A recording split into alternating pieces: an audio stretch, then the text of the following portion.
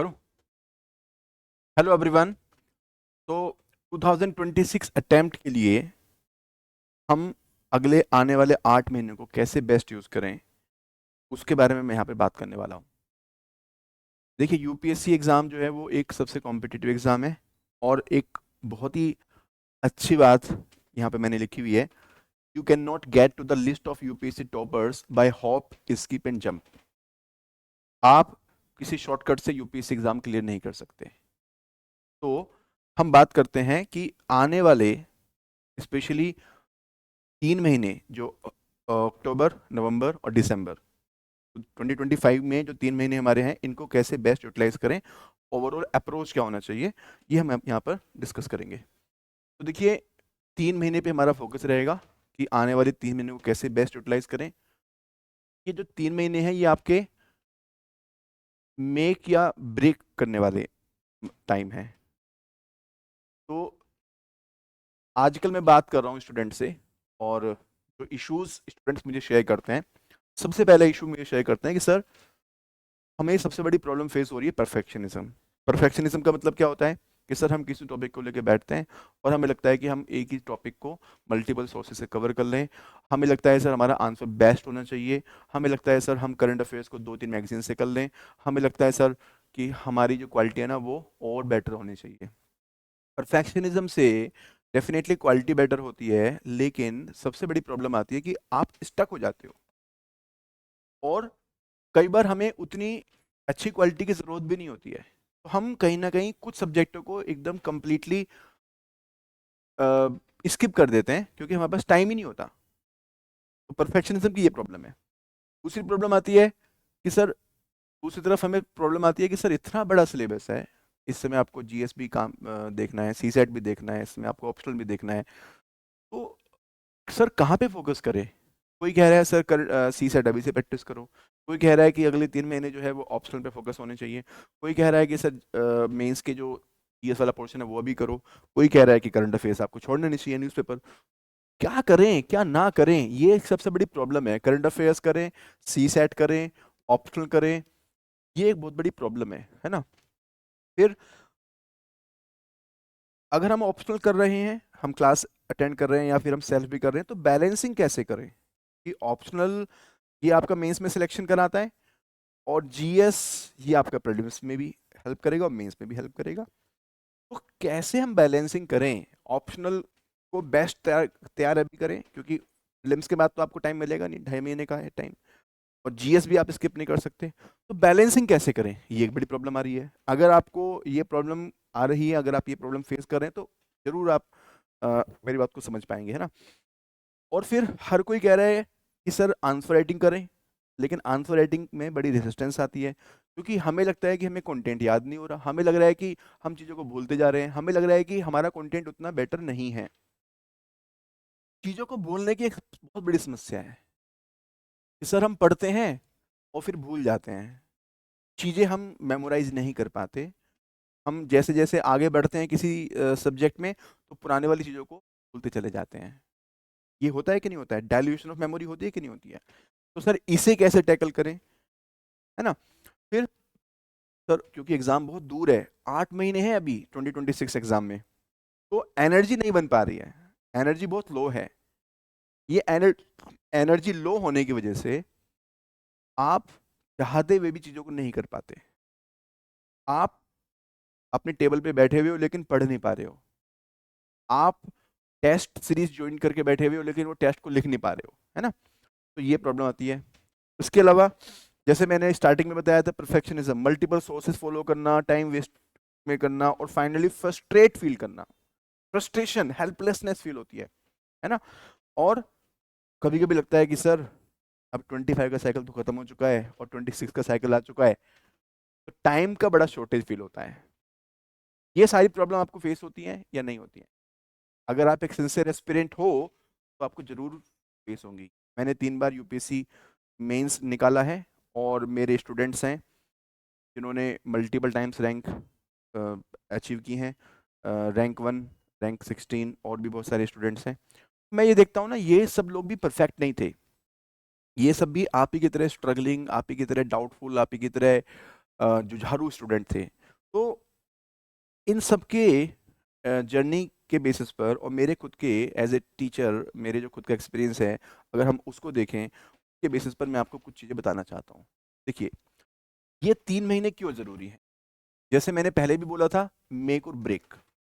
Make और break ये क्यों है? क्योंकि लास्ट के 4-5 महीने होते हैं एग्जाम से पहले, उस समय हर कोई पढ़ेगा, और प्रीलिम्स और मेंस के बीच में तो मजबूरी है पढ़नी, क्योंकि एग्जाम ही इतना कम शॉर्ट गैप पर है ना सर। ये 3 महीने जो है ना, ये आपका सॉलिड फाउंडेशन बनाने के लिए है। ये आपको एंड टू एंड चीजों को कवर करने के लिए है, ठीक है। दूसरी बात ये कि आप अगर अपने आप को दूसरों से डिफरेंशिएट करना चाहते हो इन टर्म्स ऑफ कंप्लीशन, कि आप सिलेबस को एंड टू एंड कवर कर पाओ, इन टर्म्स ऑफ क्वालिटी, है ना, इन टर्म्स ऑफ कि आपका कोई भी पिलर वीक ना रहे, every pillar should be strong, तो यही टाइम है। अगर आपने ऑलरेडी एक बार प्रीलिम्स दिया हुआ है तो आपको पता होगा कि लास्ट के 3-4 महीने में बहुत ज़्यादा कुछ नहीं हो पाता, कि लास्ट के 3-4 महीने में तो हम चीज़ों को सिर्फ रिवाइज कर पाते हैं, थोड़े से एमसीक्यूज प्रैक्टिस कर पाते हैं, और हमें अपनी गलतियां पता होती हैं लेकिन हम गलतियों को इम्प्रूव नहीं कर पाते, ठीक है। तो आप इस टाइम को अपने आप को दूसरे से अलग करने के लिए यूज कर सकते हो। आप अपने स्ट्रेंथ को कैपिटलाइज कर सकते हो। मान लिया आपका कोई एरिया है वो बहुत ही स्ट्रांग है, तो उस एरिया पे इस समय काम मत कीजिए, साइड कर दीजिए, वीक एरिया पे काम कीजिए। ये टाइम है आपको एकदम solo, study and powerful preparation का। ये आपको तसल्ली से प्रिपरेशन करने का समय मिल रहा है। तसल्ली का मतलब यहाँ पर स्लो नहीं होना, तसल्ली का मतलब यहाँ पर लिथार्जिक नहीं होना, तसल्ली का मतलब यहाँ पर लेजी नहीं होना, तसल्ली का मतलब है कि बहुत ही स्ट्रॉन्ग तरीके से आपको तैयारी करनी है। सर अप्रोच क्या होना चाहिए? अगर हम 2026 की बात करें तो हम 2026 के टाइम को 3 फेसेस में डिवाइड कर सकते हैं।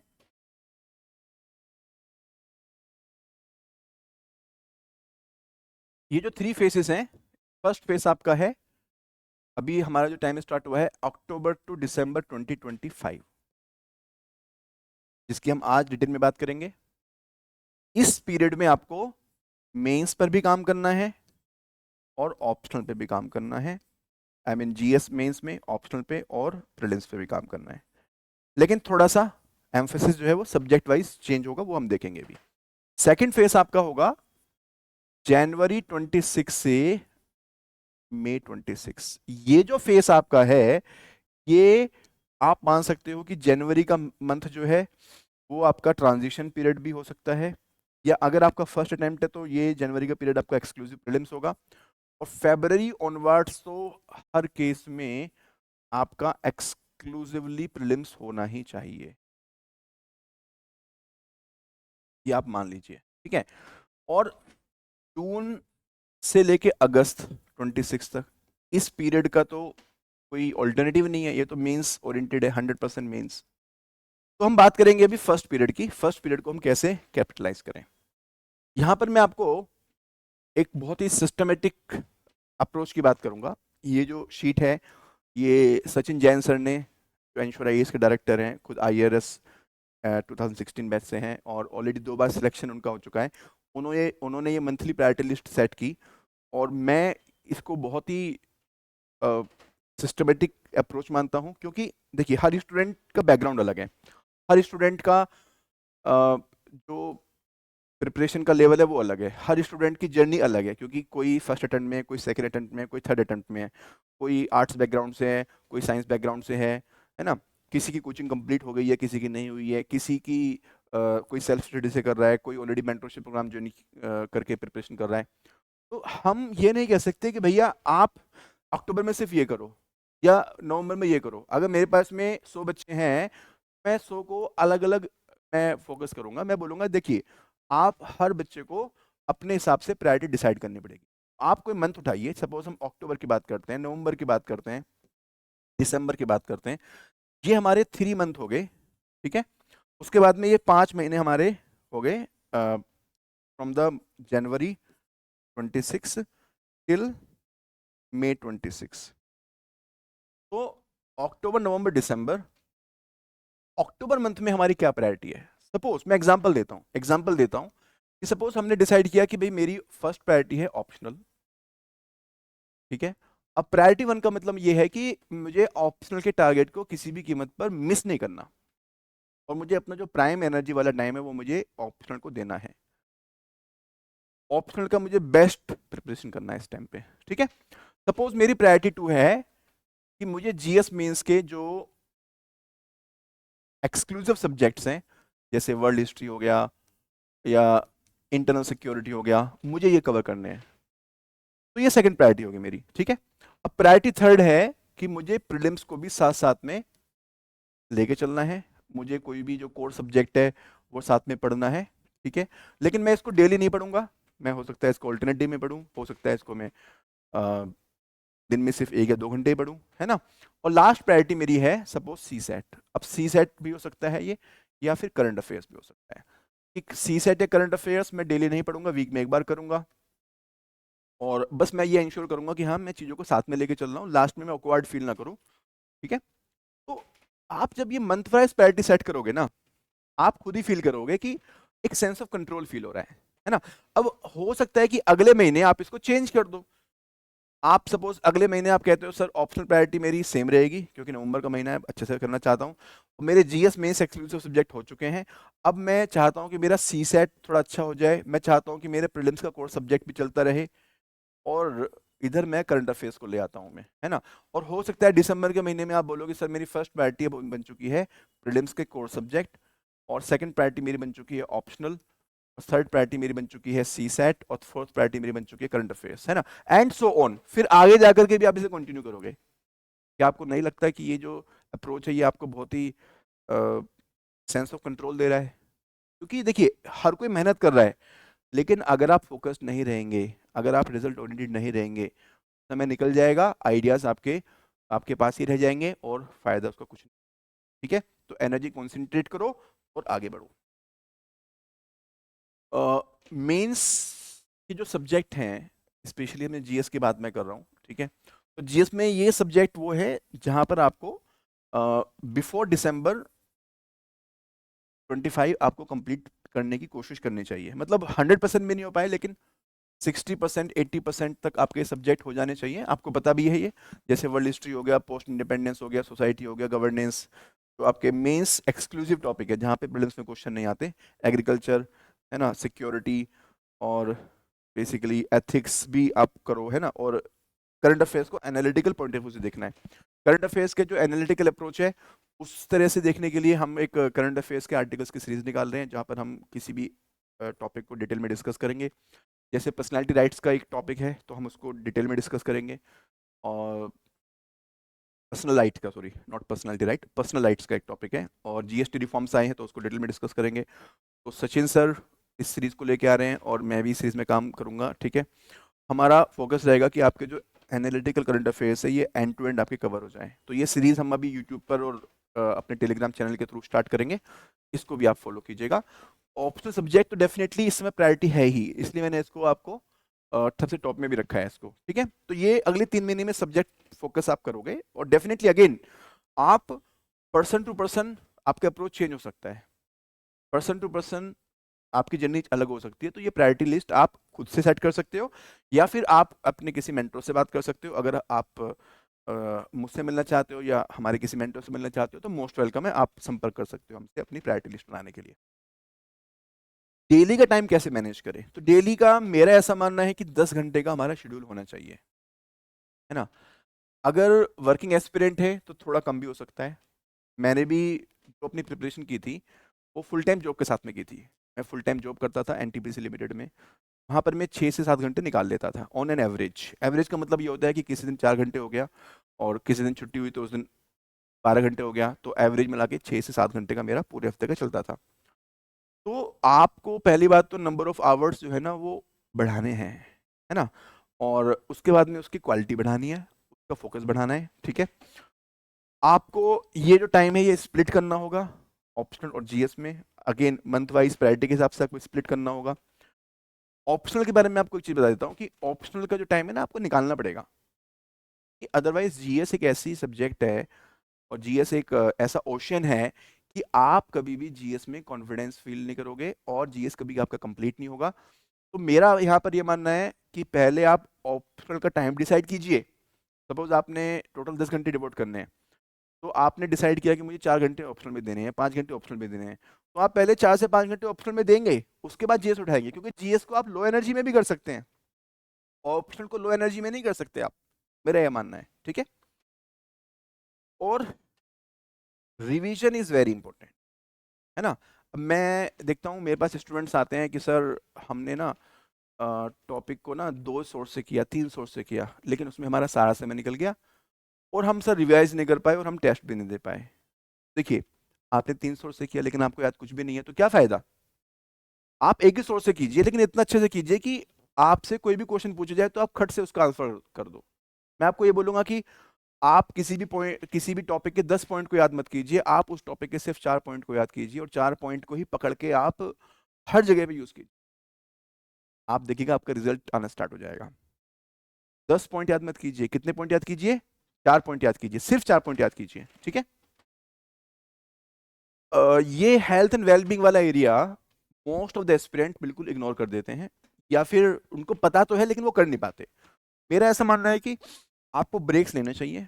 ये जो ब्रेक्स हैं मीनिंगफुल होने चाहिए। मीनिंगफुल का मतलब है कि आप रैंडम ब्रेक मत लीजिए। ऐसा नहीं है कि भाई जब हम पढ़ते पढ़ते थक जाएंगे तो हम ब्रेक ले लेंगे। जब आप ब्रेक लेंगे तो एक प्रॉपर सिस्टम से ब्रेक लेंगे, एक प्रॉपर टाइम आपका होना चाहिए, और ब्रेक का जो टाइम है वो आपकी स्टडी टाइम से एक्सीड नहीं करना चाहिए। और ब्रेक के अंदर में आप कुछ क्रिएटिव एक्टिविटी करेंगे या कोई ऐसी एक्टिविटी करेंगे जहाँ से आपकी एनर्जी कंजर्व हो, क्योंकि ब्रेक का मतलब ना आपकी स्टडी से ब्रेक है, ताकि आप एनर्जी रीगैदर कर सकें। तो ब्रेक के टाइम में आप स्लीप ले सकते हैं, एक छोटा सा नैप, पावर नैप ले सकते हैं आप, है ना। और भी मैं आपको बता सकता हूँ कि आप इंस्ट्रूमेंटल म्यूजिक सुन सकते हैं, क्लासिकल इंस्ट्रूमेंटल म्यूजिक सुन सकते हैं। यानी कि ऐसा काम करना है ब्रेक में कि आपको बाद में एनर्जी फील हो। ठीक है। आप डेली बेसिस पर लाइट एक्सरसाइज जरूर कीजिए, चाहे आप कितना भी शेड्यूल आपका हेक्टिक हो, लेकिन मेरा ऐसा मानना है कि 10 से 15 मिनट आप एक्सरसाइज कर ही सकते हो, हमेशा ये एक्सरसाइज कर सकते हो, क्योंकि 10 से 15 मिनट निकालना कोई बहुत बड़ी बात नहीं है, लेकिन ये 10 से 15 मिनट जो आप यहाँ पे इन्वेस्ट करोगे, ये आपको पूरे दिन आपको एनर्जाइज करेंगे। चाहे आप छोटा सा ही सूर्य प्राणायाम कर लीजिए, 10 सूर्य प्राणायाम कर लीजिए, है ना। अ, आप 100 छोटे छोटे जंप लगा लीजिए, आप एक ही जगह पे खड़ा होकर के थोड़ा रन कर लीजिए, है ना, स्किप्स कर लीजिए। लेकिन 10 से 15 मिनट की जो एक्सरसाइज है ना, आपको एनर्जाइज करेगी। और आप इसको स्लॉट में भी डिवाइड कर सकते हो कि एक बार मैं मॉर्निंग में करूंगा, एक बार मैं इवनिंग में करूंगा। ठीक है। Mental wellbeing is extremely important, क्योंकि देखिए ये जो हमारा प्रिपरेशन होती है ना, ये हमारे लेफ्ट ब्रेन पर स्ट्रेस क्रिएट करती है। हमारा जो ब्रेन होता है, एज पर न्यूरो साइंटिस्ट, उसको 2 पार्ट में क्लासिफाई किया गया है, right brain and left brain. तो राइट ब्रेन होता है वो क्रिएटिव एक्टिविटीज़ में इन्वॉल्व होता है, म्यूजिक, पेंटिंग, या हम किसी से अगर किसी अपने किसी नियर एंड डियर वन से मिलते हैं तो जो हमें खुशी होती है वो सब हमारे राइट ब्रेन में स्टोर होती है। राइट ब्रेन हमारा एक्टिवेट होता है। और जो हमारा लेफ्ट ब्रेन होता है, लेफ्ट ब्रेन में जो भी हम वर्क करते हैं, हम स्टडी करते हैं, मेमोराइज करते हैं, तो हमें ये ध्यान रखने की जरूरत है कि लेफ्ट ब्रेन को बहुत ज़्यादा स्ट्रेस आप जब करेंगे तो आपके अंदर रेसिस्टेंस क्रिएट होगा, आपके अंदर फ्रस्ट्रेशन क्रिएट होगी। तो मेंटल वेल बीइंग के लिए आप कुछ एक्टिविटीज कर सकते हैं, जैसे कि आप मेडिटेशन कीजिए। अगेन माइंडफुल मेडिटेशन कीजिए, 5-10 मिनट का कीजिए। आप एक प्रैक्टिस कर सकते हैं जिसको मैं कहता हूँ gratitude, being thankful to everyone around you. यहाँ से आपको एनर्जी मिलेगी कि जब आप हर किसी के अंदर अच्छी बातों को देखोगे, आपको खुद ही अच्छा लगेगा, है ना। देखिए, ये कहना बहुत आसान है, कीप गोइंग, लेकिन कीप गोइंग कैसे करें। सर पढ़ने का मन नहीं कर रहा है, पढ़ने का मन नहीं कर रहा है, क्यों मन नहीं कर रहा है, उसके पीछे का रूट कोज देखो। रूट केस क्या होता है कि हमें ऐसा लग रहा होता है कि सर हम पढ़ रहे हैं लेकिन हमें याद नहीं हो रहा। आपका मोटिवेशन तो आपके पास में है, लेकिन आप अपने जो रिजल्ट है, रिजल्ट को लेकर के आप डाउटफुल हो, इसीलिए आप आगे नहीं बढ़ रहे हो। ठीक है। तो यहाँ पर मैं आपको ये बोलूँगा कि आप अपने माइंड पर ट्रस्ट कीजिए। हमारा जो माइंड है वो बहुत पावरफुल है। अगर हम अपने इस माइंड से, अपनी आई से एक बार किसी को देख लेते हैं ना, तो ज़िंदगी में अगर वापस से दोबारा से उस इंसान से मिलते हैं ज़िंदगी में कभी भी, हमेशा हमें याद रहता है कि हाँ, इस इंसान से हम कभी तो मिले थे। चाहे हम नाम भूल जाएँ, चाहे हम डेट भूल जाएँ, चाहे हम पर्पस भूल जाएँ, लेकिन हमारा माइंड इतना पावरफुल है कि उस चेहरे को पहचान लेता है। तो कोई भी कंटेंट अगर आप लो एनर्जी टाइम में भी पढ़ रहे हैं, आप मेरा भरोसा कीजिए कि आपके माइंड में वो जा रहा है। ठीक है? आपका जो आईज हैं, जो आपकी विजुअल मेमोरी है, वो उसको कैप्चर कर रही है और बाद में आपको वो रिकॉल कराएगी। ठीक है? तो कंसिस्टेंसी का मतलब ये नहीं होता कि मैंने शेड्यूल बना लिया 10 घंटे का और मैं 10 घंटे जो है टेबल पे बैठा हुआ हूँ या मैं सोच रहा हूँ पढ़ाई के बारे में, मैं फ्रस्ट्रेशन नहीं। कंसिस्टेंसी का मतलब है कि कोई भी कंडीशन हो, मैं अपनी प्रिपरेशन कर रहा हूँ। ठीक है? चाहे मुझे लो एनर्जी फील हो, चाहे हाई एनर्जी फील हो, चाहे मुझे लगे कि यार मुझे चीज़ें याद हो रही हैं, चाहे मुझे ना लगे कि चीज़ें याद नहीं हो रही है, चाहे मुझे लगे कि क्वालिटी मेंटेन हो रही है, चाहे ना लगे कि क्वालिटी मेंटेन नहीं हो रही है। पॉइंट यहाँ पर ये है कि आपको नहीं पता कि आपकी जो प्रिपरेशन है उसकी क्वालिटी क्या है। हो सकता है कि आप सोच रहे हो कि मेरी क्वालिटी उतनी अच्छी नहीं है, लेकिन लेकिन ये भी तो हो सकता है कि बाकी जो एस्पिरेंट है उनकी क्वालिटी आपसे भी घटिया है। तो कंपटीशन में तो आप जीत गए, तो कंपटीशन में कौन जीतेगा? जिसने लास्ट मोमेंट तक अपने नर्व्स को होल्ड करके रखा। कंसिस्टेंसी को आप बहुत पावरफुली यूज कीजिए। पेशेंस, प्रिजर्वेंस और कंसिस्टेंसी, ये एक बहुत ही सॉलिड कैरेक्टरिस्टिक्स हैं of a UPSC civil service aspirant. ठीक है? जीएस और ऑप्शनल की जब आप प्रिपरेशन करेंगे तो डेफिनेटली 4 से 5 घंटे आप इसको देंगे। प्रीवियस ईयर क्वेश्चंस को आप साथ में हमेशा लेके चलिए, है ना? और नोट्स बनाने की जहाँ तक बात आती है, क्रिस्प नोट्स बनाना बहुत ज़रूरी है। इस स्पेशली मेंस में, क्योंकि मेंस में हमें आंसर राइटिंग करनी होती है। लेकिन यहाँ पर मेरा एक पॉइंट आप याद रखिएगा, आप 100% टॉपिक में 100% नोट्स मत बनाइए। आप जो टॉपिक्स कॉम्प्लेक्स हैं, जो टॉपिक्स आपको ट्रबल करते हैं, उन पर ज़्यादा फोकस कीजिए। और ये जो नोट्स है ना, ये फर्स्ट या सेकंड रीडिंग में मत बनाइए। ये जो नोट्स हैं आप थर्ड रीडिंग या फोर्थ रीडिंग में ही बनाइएगा। अदरवाइज क्या होगा कि आप पूरे नोट्स को ही कॉपी, अपनी जो बुक है या आपके जो क्लास नोट्स है उसको पूरा कॉपी पेस्ट कर दोगे। आपके अंदर अभी वो विजडम नहीं है कि आप डिफ्रेंशिएट कर सको कि क्या नोट्स में लिखना है, क्या नोट्स में नहीं लिखना है। ठीक है? अगर आपने कोई टॉपिक सिर्फ 2 या 3 बार ही पढ़ा है, उसके बाद ही आप नोट्स बना सकते हो। कि 2 या 3 बार तक पढ़ने के लिए तो 2 या 3 बार तक पढ़ने में तो आपकी सिर्फ अंडरस्टैंडिंग हुई है, कॉन्सेप्चुअल क्लैरिटी हुई है, उस समय नोट्स मत बनाइए उसके। ठीक है? और दूसरों के नोट्स को ज्यादा मत यूज कीजिए, अपने खुद के नोट्स बनाइए। टॉपर्स जो होते हैं ना, वो अपने नोट्स बनाते हैं और आप टॉपर्स के नोट्स यूज करते हो। भाई टॉपर आप कब बनोगे? जब आप अपने नोट्स बनाओगे। टॉपर्स के नोट्स से आप हिंट ले सकते हो, उनके नोट्स से आप आइडिया ले सकते हो, उनके नोट्स से आप इंस्पिरेशन ले सकते हो, उनके नोट से आप कुछ कुछ कंटेंट भी उठा सकते हो। लेकिन आप अगर उन्हीं के कंटेंट को यूज करना शुरू कर दोगे तो आपके वो मार्क्स नहीं आ पाएंगे, क्योंकि उन्होंने जो नोट्स बनाए वो उन्होंने एकदम, उनको कॉन्सेप्ट क्लियर था, या फिर उनको पता था कि यार ये टॉपिक मैं क्यों चूज कर रहा हूँ, मैं ये कंटेंट क्यों लिख रहा हूँ यहाँ पे, उसका पर्पस क्या है, उसको यूज कैसे करना है। तो बहुत आपको सोचने की जरूरत है जब आप नोट्स बनाते हो। आंसर राइटिंग की अगर मैं देखूं तो देखिए, प्रीलिम से पहले आपको 300 से 400 मेंस के आंसर लिख लेने चाहिए, है ना? Which includes GS plus optional both. Answer writing हम सबको पता है बहुत ज़रूरी है। आंसर राइटिंग के ऊपर हम कुछ वर्कशॉप्स भी अभी स्टार्ट करने वाले हैं एंश्योर आईएएस पर। यहाँ पर मैं आपको 8 से 10 घंटे में आंसर राइटिंग की सारी स्ट्रेटजीज डिस्कस करूँगा, आपके सारे कॉन्सेप्ट क्लियर करूँगा, और आंसर राइटिंग को हम प्रीवियस क्वेश्चन के बेसिस पर करेंगे। ठीक है? तो आप कोशिश कीजिए कि 7 से 9 मिनट में आप 150 टू 250 वर्ड के आंसर लिखिए। ठीक है? अगर आप अभी नए हैं तो आप थोड़ा ज़्यादा भी समय ले सकते हैं, लेकिन ये कम टाइम में और गिवन वर्ड्स को लिखना ये बहुत ज़रूरी है। ठीक है? आप कोई भी मेंटरशिप प्रोग्राम ज्वाइन कीजिए, स्पेशली वो ज्वाइन कीजिएगा प्रोग्राम को जहाँ पर आपको 1-to-1 मेंटर फीडबैक मिल सके। क्योंकि मेंटरशिप का मतलब वही है कि आपके सामने बैठ करके कोई आपको बताए कि भाई ये आपकी प्रॉब्लम है और इसको ऐसे सॉल्व करना है। ठीक है? प्रैक्टिस करते रहिए, चाहे एमसीक्यू से, चाहे वो पीवाईक्यू से, चाहे आंसर्स हैं, ऑप्शनल है, क्योंकि वहीं से आपकी स्पीड बढ़ेगी और वहीं से आपकी रिकॉल बढ़ेगी। ठीक है? ये बहुत ही ऐसी चीजें हैं जो आपको पता है, लेकिन फिर भी वो चीजें मैं बता रहा हूँ आपको वापस से, ताकि आपको उन चीजों की इंपॉर्टेंस रियलाइज हो सके। सी सेट के लिए मैं अभी बोलूंगा कि आप भी बहुत ज़्यादा टेंशन मत लीजिए, अभी 8 महीने हैं। सी सेट में अगर आपको करना है तो आप PYQs को एक बार देखते रहिए, ठीक है। रीडिंग कॉम्प्रिहेंशन आप थोड़ा सा स्टार्ट कर सकते हैं साइड बाय साइड। अगर आप क्लासेस कर रहे हैं तो देखिए वो तो फिर कोई प्रॉब्लम ही नहीं है, उसके क्लासेस के हिसाब से आप जाइए। अगर आपने कोई कोर्स ज्वाइन किया हुआ है, अगर आपने फाउंडेशन कोर्स ज्वाइन किया हुआ है तो फाउंडेशन के हिसाब से जाइए।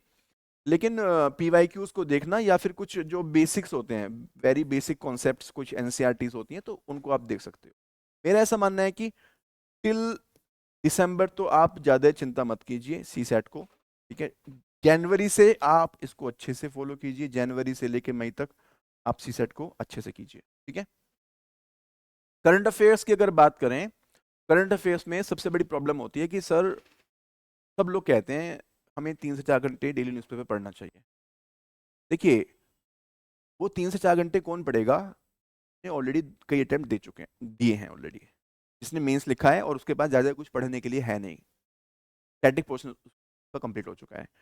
अगर आप बिगिनर हैं, अगर आपने एक अटेम्प्ट ही दिया है प्रीलिम्स का, आपको अभी अपने एग्जाम क्लियर होने पे कॉन्फिडेंस नहीं है, तो आप इस गलती को मत कीजिए।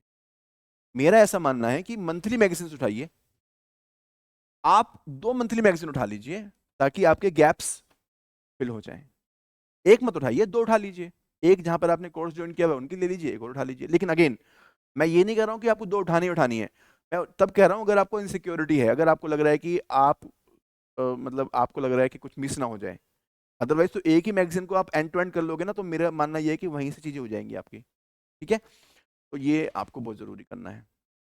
ऑप्शनल 100% करने के चक्कर में मत रहिए, हालांकि कोशिश होनी चाहिए, लेकिन 100% मैं प्रैक्टिकली बता रहा हूँ नहीं हो पाता। 80% भी अगर आपको हो गया ना तो सफिशियंट है। जो 20% ईजी एरिया है ना, वो प्रीलिम्स के बाद भी कर सकते हो, क्योंकि उस समय आप 1 या 2 बार पढ़ोगे ना इजी एरिया को, तब भी आपका काम हो जाएगा। तो एकदम परफेक्शनिस्ट मत बनिए, ये मत सोचिए कि 100% मेरा भी कंप्लीट होना चाहिए हर तरीके से। 70 to 80% भी आपका मान के चलो कि सफिशियंट होता है। कुछ प्रोडक्टिविटी टिप्स मैं बताना चाहता हूँ। पोमोडोरो टेक्निक, ये टेक्निक बहुत अच्छी टेक्निक है। इसके ऊपर कुछ एप्स भी बनी हुई हैं जहाँ पर आप 25 मिनट्स का या 50 मिनट का फोकस ब्लॉक बना सकते हो। इसका मतलब ये हुआ कि 25 मिनट्स आप स्टडी कीजिए और 5 मिनट आप ब्रेक लीजिए। या आप इसको ऐसे भी कर सकते हैं, 50 मिनट्स की स्टडी कीजिए और 10 मिनट्स का ब्रेक लीजिए। ये जो 50 मिनट की स्टडी होगा ना, इसके अंदर आप 1 या 2 टॉपिक उठाइए और इन्हें कंप्लीट कीजिए, ठीक है। पोमोडोरो टेक्निक बहुत इंपॉर्टेंट है। यहाँ से आपकी एनर्जी कॉन्सेंट्रेट होती है, डिस्ट्रैक्शन कम होता है और आपको डोपामाइन रिलीज होगा जब आप 50 मिनट में कोई टॉपिक कंप्लीट करोगे। आपको कॉन्फिडेंस बढ़ेगा और आपका वर्चुअल साइकिल क्रिएट होगा। वर्चुअल साइकिल का मतलब क्या होता है कि आपका जब एक टॉपिक कंप्लीट होगा तो दूसरा टॉपिक पढ़ने का खुद ही मन करेगा, आपका वो फ्लो बन जाएगा, ठीक है। Deep breathing is very important. जब भी आप डिस्ट्रैक्ट फील कर रहे हो, जब भी आप लो एनर्जी फील कर रहे हो, तो प्राणायाम्स कीजिए। यहाँ से आपका जो चेतना है, जो आपकी एनर्जी है, उसका लेवल इंक्रीज होगा, है ना। आपका जो ब्लड फ्लो है वो इंक्रीज होगा, ब्लड सर्कुलेशन इंक्रीज होगा और आपकी जो फोकस एंड कंसंट्रेशन है वो इंक्रीज होगी। तो deep breathing is very helpful. और जैसे मैंने पहले भी बताया था, लाइट क्लासिकल इंस्ट्रूमेंटल्स, ये म्यूजिक आप सुन सकते हैं यूट्यूब पर चला करके, आराम से तसल्ली से चलाइए और आप ज़्यादा एनर्जाइज फील करेंगे। अगर आपको डिस्ट्रैक्शन फील होती है तब आप ब्रेक टाइम में चला चला सकते हैं। अगर आपको डिस्ट्रैक्शन फील नहीं होती है तो मेन स्टडी के टाइम पे भी आप इसको यूज़ कर सकते हैं, ठीक है। प्रोडक्टिविटी टेक्निक्स आप जरूर यूज़ कीजिए। फाइनली मैं आपको एक चीज़ कह सकता हूँ, देखिए, ए stitch A stitch in time saves 9। अगर मान लिया किसी का एक्सीडेंट हुआ और उसने टाइम रहते ही अपनी ट्रीटमेंट करा दी, तो उसकी वजह से उसको जो फायदा होता है वो बहुत ज़्यादा होता है। क्योंकि अगर वो राइट टाइम पे स्टिच नहीं लगवाएगा, ऑपरेशन नहीं कराएगा, तो बाद में तो हो सकता है पूरी बॉडी में उसको स्टिच लगवाने पड़े। तो अगर आप डिस्ट्रैक्टेड फील कर रहे हो, अगर आप लो एनर्जी फील कर रहे हो, तो इस समय आपको रीगेन करने की ज़रूरत है। इस समय आपको अपने एनर्जी को बढ़ाने की ज़रूरत है ना। और एक साइकोलॉजिकल रीसेट करने की ज़रूरत है आपको। आप ये मान के चलिए कि जो भी मेरा हुआ है अभी तक, वो एक सरप्लस है, जो भी मैंने अभी तक पढ़ाई की वो बोनस है, और आज के बाद जो मैं पढ़ाई करूंगा वो मेरी एक्चुअल पढ़ाई होगी, यानी कि मुझे फ्रेश स्टार्ट लेनी है आज से। साइकोलॉजिकल रीसेट कीजिए अपने आप को। Psychological reset, start fresh from today, very important. इसके अलावा हम एंश्योर आईएएस के मेंटरशिप प्रोग्राम को भी स्टार्ट करने वाले हैं, प्रीलिम्स मेंस दोनों का। इसके बारे में इंफॉर्मेशन हम जल्दी देंगे, और हम आपको एश्योर करते हैं कि quality as well as personalization कुछ चीज़ों को हम यहाँ पर लेके आएंगे, ठीक है। तो मैं